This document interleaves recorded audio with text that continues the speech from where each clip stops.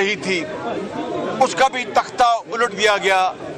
नवाज शरीफ की मुखालफत में, नवाज शरीफ की दुश्मनी में किसी और सूबे की हुकूमत नहीं गिराई गई थी। 2017-18 में सिर्फ नवाज शरीफ की हुकूमत और बलूचिस्तान में मुस्लिम लीग नून की हुकूमत, ताकि ये तरक्की और खुशहाली का सफ़र जो है उसका खात्मा किया जा सके।